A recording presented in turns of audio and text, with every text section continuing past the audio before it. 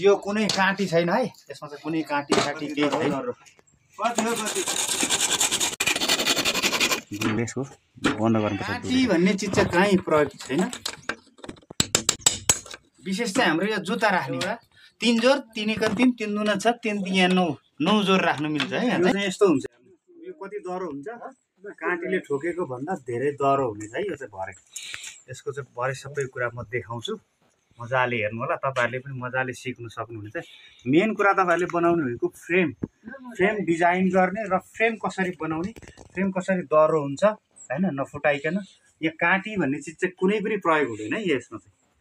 काँटी बेगरै तपाईँले हालिमुहाली गर्न सक्नुहुनेछ यहाँ। ल अब कतिले भन्नुहुन्छ बाँस त फुट्छ भन्नुहुन्छ, तर यो नफुटिकन सबै बन्छ है।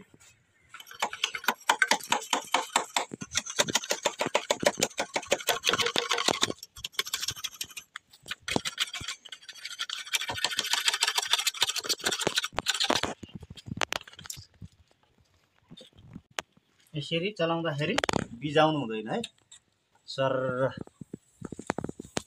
कुद्नुपर्ने हुन्छ।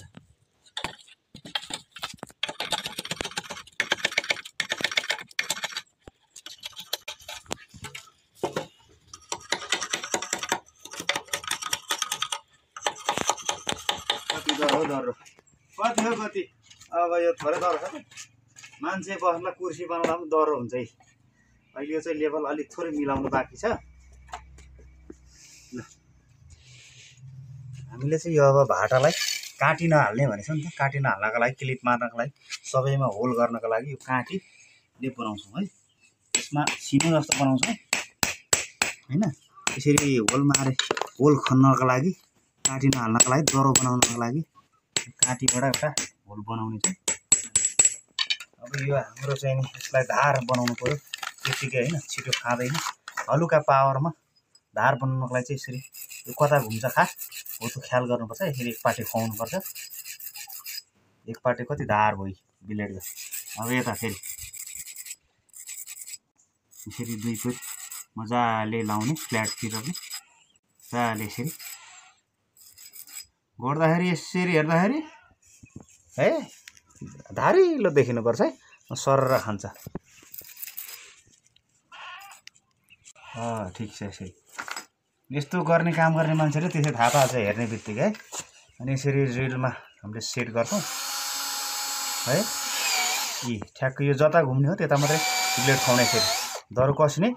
अब हामीले यहाँ राख्छौँ, यसलाई चाहिँ हामीले यसरी होल गर्ने हो कि है। सबै यहाँ राख्छौँ, सबै राखिराख्नु। हामीले चाहिँ यहाँ यसरी सबैलाई भाटाहरू मिलाएर क्रमशः यसरी राख्ने, फेद टुप्पा होइन। अनि त तपाईँको फिनिसिङमा राम्रो आउँछ, मिल्न सक्ला। त्यही भएर यसलाई हामीले चाहिँ मार्क गर्न खोजिरहेको छौँ।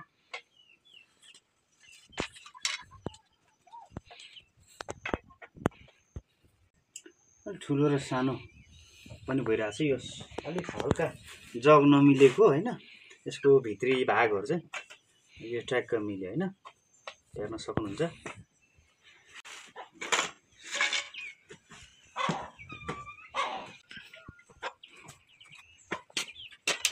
हाम्रो चाहिँ यो स्केल हो अनि पेन हो।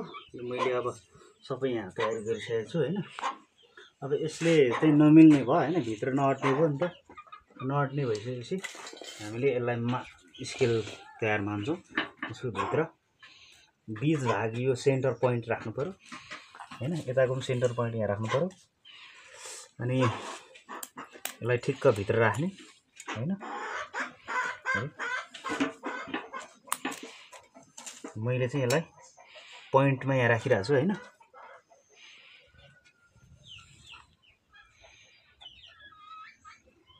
जस्तो तपाईँको यहाँ पोइन्ट देख्दा होला, पोइन्ट चाहिँ यसरी एउटै ठाउँमा लाउनु हुँदैन है। यहाँ हेर्नु है, एउटा यहाँ छ नि, एउटा यहाँनिर राख्ने, एउटा यहाँ छ, एउटा यहाँ राख्ने, एउटा यहाँ छ, एउटा यहाँनिर राख्ने, एउटा यहाँ छ, एउटा यहाँनिर राख्ने है, एउटा यहाँ छ, एउटा यहाँनिर राख्ने, एउटा यहाँ छ, एउटा यहाँनिर राख्ने। यो चाहिँ किन राखेको भने एकै ठाउँमा भयो भने चाहिँ होइन, एकै ठाउँमा पाल बनायो भने चाहिँ समस्या हुन्छ, किनभने यो एकै पछि फुटेर जान्छ। त्यही भएर खास यसरी बनाउनुपर्छ है। सबैलाई पहले यसरी मिलाउनु पऱ्यो। यो मार्किङ गर्नुभन्दा पहिला अगाडि तपाईँले यसको बिच सेन्टर भएको चाहिँ हेर्ने, यताको पनि होइन। अन्दाजी राखेपछि त्यो सेन्टरभन्दा अलिकति यता राखेर एउटा यहाँनिर राख्ने, एउटा यहाँनिर राख्ने, एउटा यहाँनिर राख्ने, एउटा यहाँनिर राख्ने, एउटा यहाँनिर राख्ने, एउटा यहाँनिर राख्ने, एउटा यहाँनिर राख्ने, एउटा यहाँनिर राख्ने है। यसो गऱ्यो भने चाहिँ तपाईँहरूको फुट्ने चान्स कम हुन्छ है। ल यसरी दुलो पारेपछि चाहिँ होइन, दुलो पऱ्यो नि होइन, छड्के पार्दै पारेछौँ। यसमा हामीले चुकुल पनि ठोक्दै जानुपर्ने हुन्छ है, चुकुल पनि मार्दै जानुपर्ने हुन्छ। अनि मात्रै हाम्रो चाहिँ यो मजबुत हुँदै जान्छ।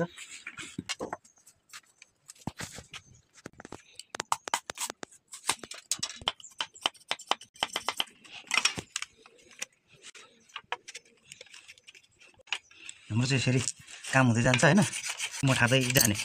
अब भरे यो चाहिँ फाइनल हामी सबैलाई दह्रो बनाउने छ। यसरी तिखार्दै लाने। अब अर्कोलाई हामी गर्छौँ यहाँनिर यसरी।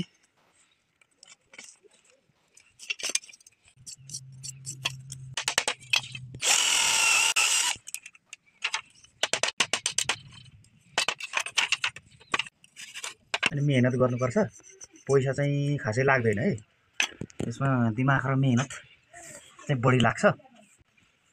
तपाईँहरूले खासै पैसाको काम चाहिँ होइन, एउटा बाँस हो भए स्थानीयमा पाइहालिन्छ। एउटा बाँसको छिस्कोले सबैलाई काँटी अब किन्नु परेको भए 100 रुपियाँको काँटी लाग्थ्यो, अथवा 50 रुपियाँको काँटी मानौँ त्यसरी लाग्थ्यो टोटली। तर यहाँ चाहिँ अब एउटा यी भाटाले पुग्यो सबै। तपाईँहरूको घरमा यदि तपाईँहरूलाई काम छैन, यदि सिक्नुहुन्छ भने तपाईँले यसरी मजाले सिक्न सक्नुहुनेछ। हाम्रो चाहिँ घरमा खालि यसरी समय बित्छ है।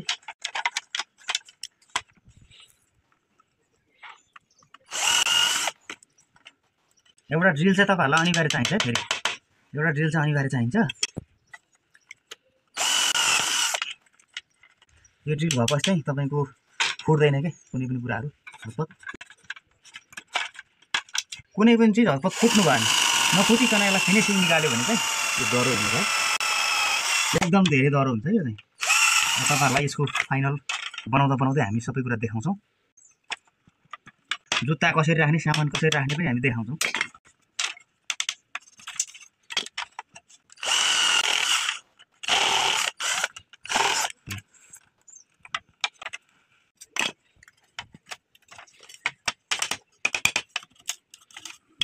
होइन अब यसलाई चाहिँ हामीसँग यो ग्लु छ होइन, यसरी राख्ने सबैमा, यसरी चुहाइदिने सबैमा है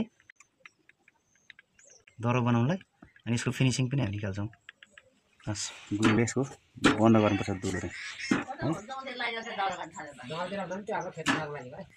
ल यसरी ग्लु मारेपछि चाहिँ यो कहिले दुवैपट्टिबाट मार्नुपर्छ, एकदम ठिक हुन्छ होइन। यो फिनिसिङ भइसकेको छ मुनिको तला सबसे डह्रो भइसक्यो।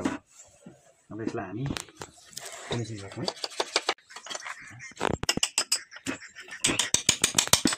यसरी फिनिसिङ मार्नु पर्यो।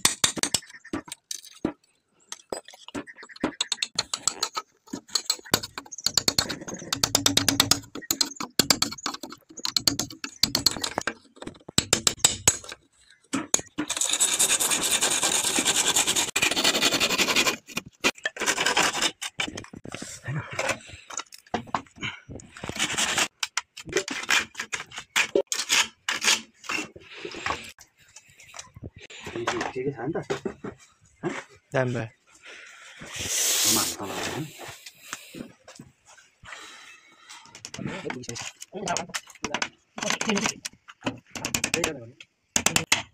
गइसकेछ,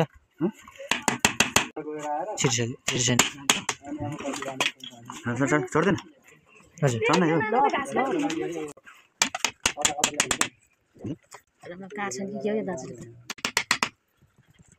हिरो उता जान आऊ त कोन आउँछ त जा हिरोले पनि फोटो खिच्न आएको न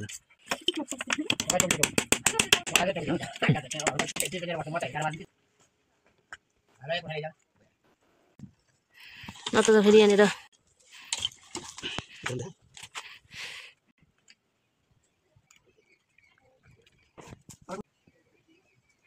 सेम रहेछ त दाजु खुकुरी त।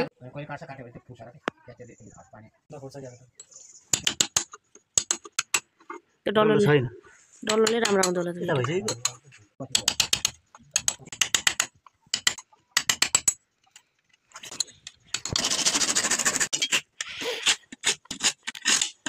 गाजेल फ्रीमा हालिदिनु सक्यो गाजेल फ्रीमा हालिदिनुहुन्छ अस्तिको पेमेन्टै लिनु बाँकी छ अस्ति अस्ति गर्नु आएको थियो त्यो गुवाटे भनेको दिन त्यसको पेमेन्ट बाँकी छ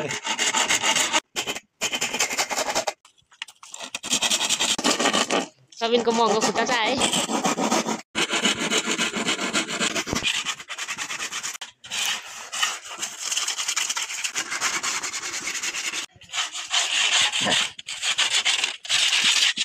आमा भनेको सस्तो हुन्छ मरा के बोलेको त आमा भनेको एकदम महँगो हुन्छ उता पनि देखाउनु न यस्तो खतरा डाइलग आइरहेको बेलामा अहिले त्यहाँ मनको महँगो शरीर देखाउँदैन क्या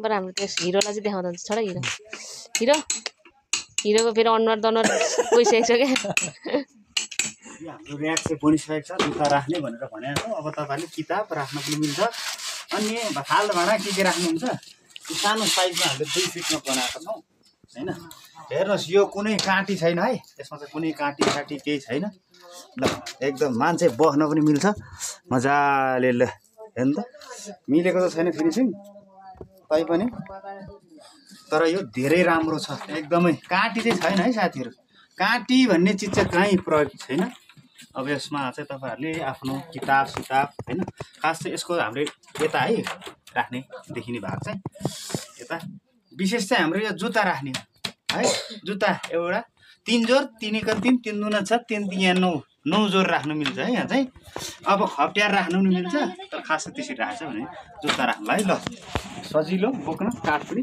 हैन यो चाहिँ आजको दिनमा तयार भयो है